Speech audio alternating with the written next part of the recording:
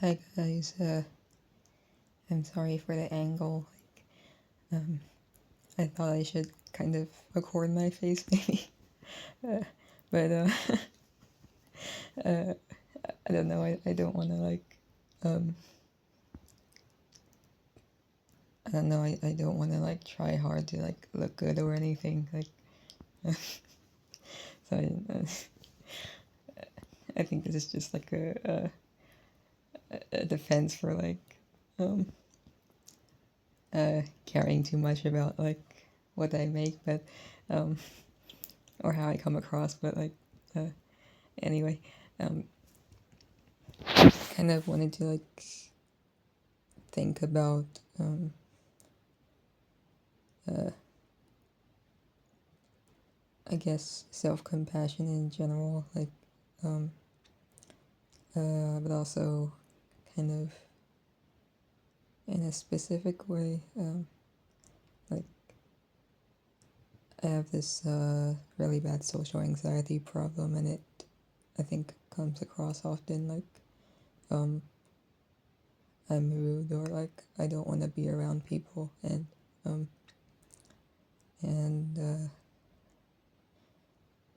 I mean, not wanting to be around people is kind of true-ish, but it's also it's different from not liking people. It's more like a discomfort, um basically I still want to be liked, and I still want to be accepted, but um it also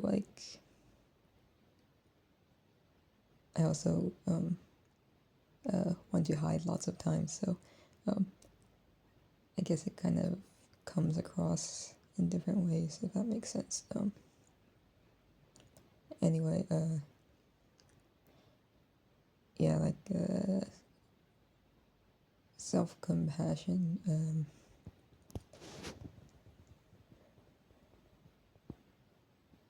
I think a lot of times the understanding of compassion is kind of tied up with ideas of guilt and um, blame, I guess. Uh, like having compassion for someone almost um, sometimes comes into conflict with sort of any sort of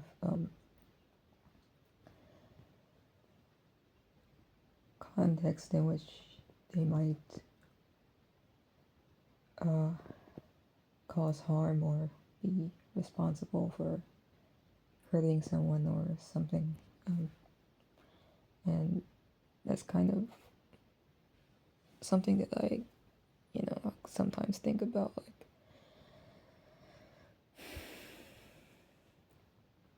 If I sometimes feel guilty about maybe being cold or kind of avoidant, maybe yeah, if someone was smiling at me and I maybe didn't smile back or something,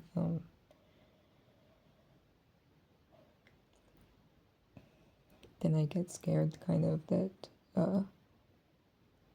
they hate me, maybe, I don't know, just something like that. And I mean, it's more than that, but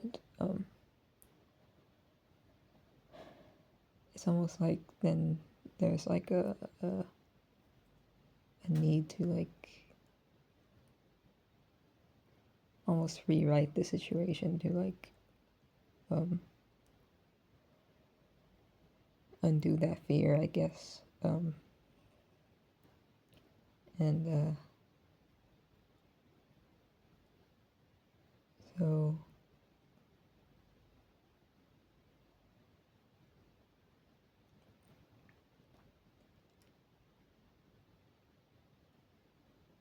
I've also been thinking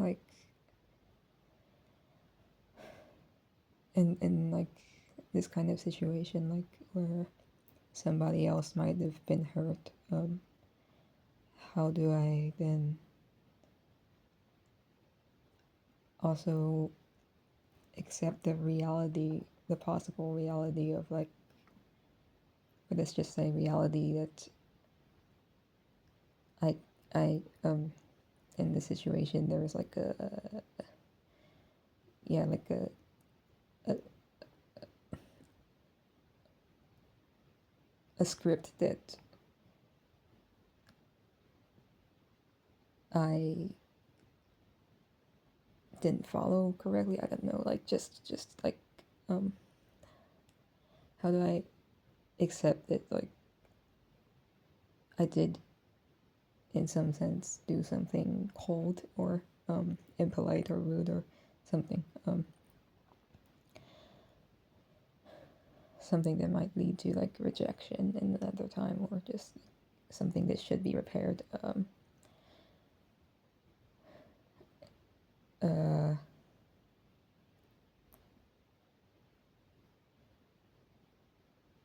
and what I've kind of been able to, what I've had some success with, is just basically explaining, like, and I guess expecting that this process of like explaining myself would involve some embarrassment, like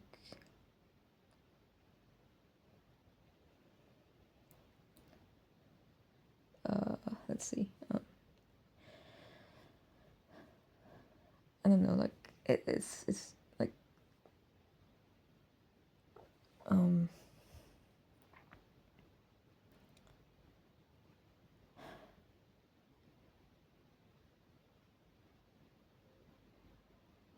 sorry, yeah, I guess like, okay, so I guess maybe in this situation I could like try to repair, try to say sorry, and maybe own up to like, or at least explain like what is going on that like causes this behavior of from me, and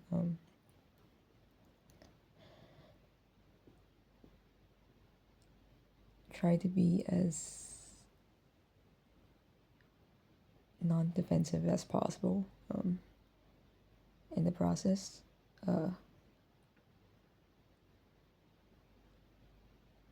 and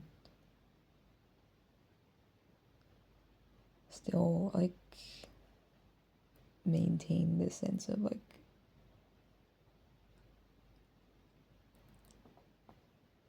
uh,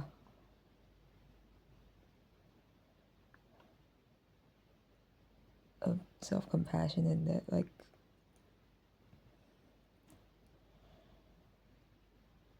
in the end I'm you know still good, like I'm still like deserving of compassion, despite all these intermediate steps that might like seem to violate that like that boundary of positive self-regard, that there's still like that um, it's still intact, I guess I can say.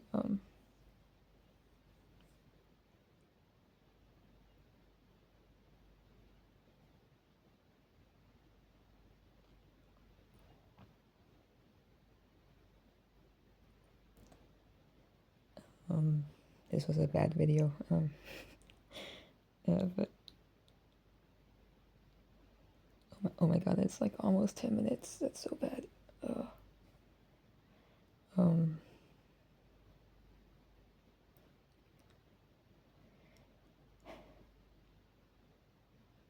I wish I had more to say. I feel like there's more potential to like say stuff about this subject, but But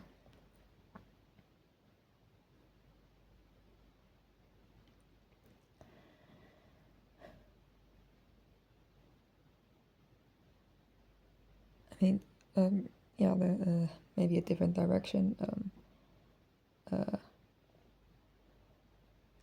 Sometimes I think like one thing that's like, people say defensiveness, which it kind of has like some very judgmental sort of meaning to it. Like when I when someone's being called defensive, it's usually like a pretty negative thing. But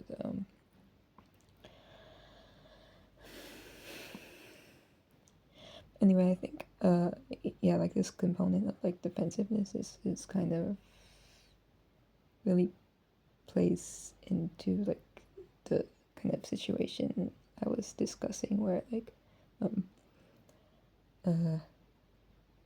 maybe there's a need to make reparations, but also a need to have self-compassion, and like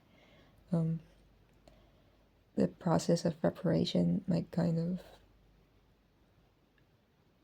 seem to threaten that, like the integrity of that like self-compassion. But that's kind of, I guess, what defensiveness means. Like, somebody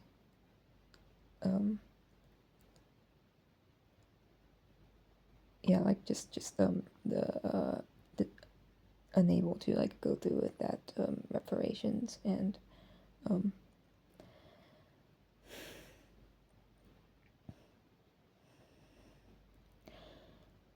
and I think one really one really common issue I see is that like um it's basically like a version of scapegoating going on, like this kind of dynamic, this kind of manipulation, almost like people already have like a script, almost like this story, this narrative of like blame that's going on. And it that narrative has like power, I guess, over that person. I mean, I don't know if it's actual power, but like it sounds like that the narrative itself is like some thing that like, I don't know. Sorry, but the thing is that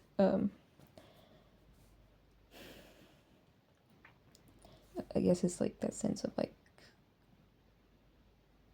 maybe we have internalized some broader like conflicts, and now it seems personal. Now it seems like, oh, it's about me. Like if I do something wrong and I said something about my character, and like something, and then I'll feel humiliated or embarrassed or ashamed or something. But I think it's in most cases, I would say like these narratives are like just really, they really don't hold up to a more careful scrutiny. So yeah, basically, like, I guess they're really complex ideas, really prevalent ideas that people kind of bring into like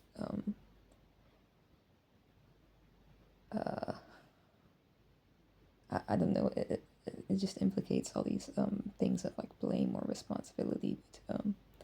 But in any case, like I think even though I know I have internalized a lot of things, like especially in my early adulthood time of my life, that I just like, and I think it's also like correlated with like social media addiction and everything. But yeah, like eventually I realized that or eventually it just, I guess, as it happened, uh, it it these narratives, these like, yeah, narratives, they call it, kind of cause these defensiveness. I didn't choose them. Like, they're not. In most cases, they're like, um, split second, like knee jerk reactions, or something like, I don't know. But sometimes they're more elaborate arguments. But in any case, like, I didn't choose them. I was exposed to them, and at some point, internally, I've identified with it, but it's not. I didn't choose it to be such a widespread, like repeated, narrative, um,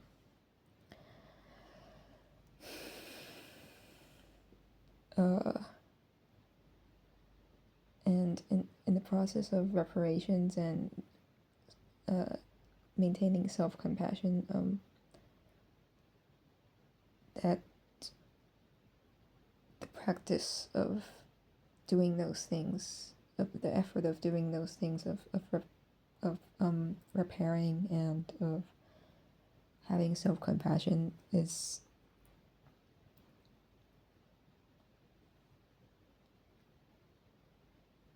those narratives, like those narratives that like turn me into a scapegoat for, like, excessive scrutiny. Like, if I do something, then, and if it looks bad or something, then like, it says it proves something about me. Then like, um,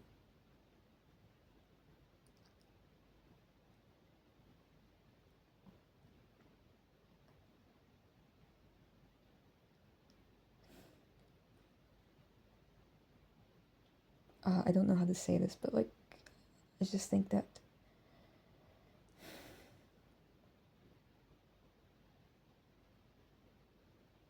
just in order to be a person, like a person that's capable of repairing and of having self compassion, um, like scapegoating is just really the narrative. Fuck, the internalization of like those narratives, those scapegoating narratives, is just,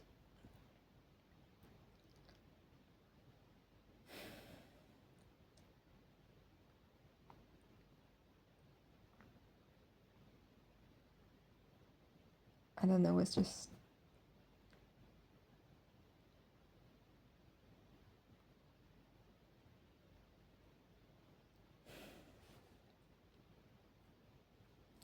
I mean, I often think like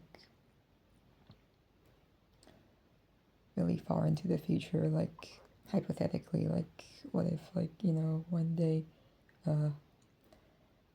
all human needs would be met, then like what would we think, like, if we were in that situation, like what would we uh be like, how would we think about ourselves, like how would we um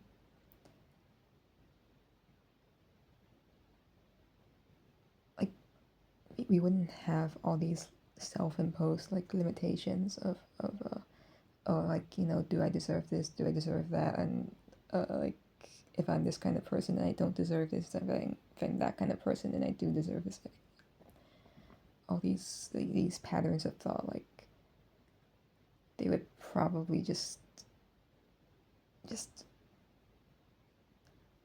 seem so sad, um like,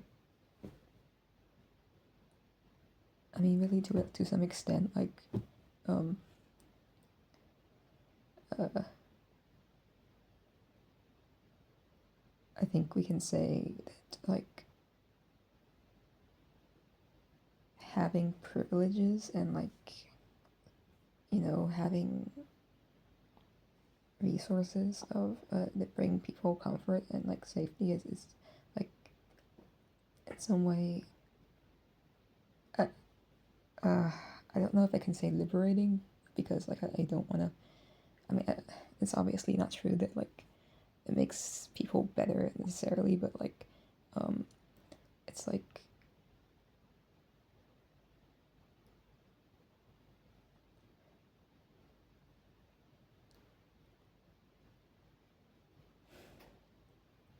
I think so often like morality is like more like moral judgments is kind of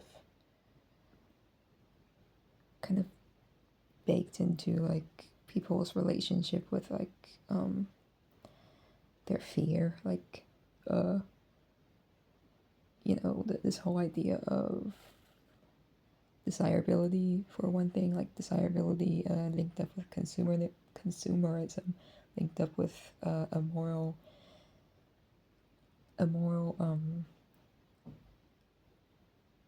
condemnation of, of consumerism is like kind of a sequence, a chain of reactions or of a thought process that like um, ultimately is founded on like this fear of deprivation, this sense that like I cannot have good things and therefore I'm going to hold on. I'm going to like have this complex relationship with like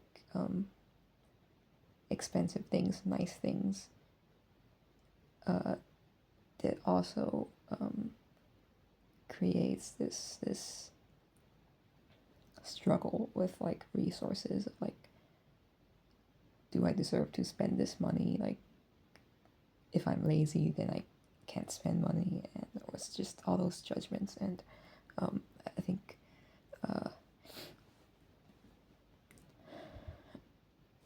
I mean, yeah, it's just like in the end, like this sense of like this person bought a PS5, so like they're bad with their money or something like that. Like it's just like I can just sense like the fear of like, for one thing, there's the fear of um what why do people get PS5? Because they want to play games. And why do people play games? Because I would say to some extent there's an element of like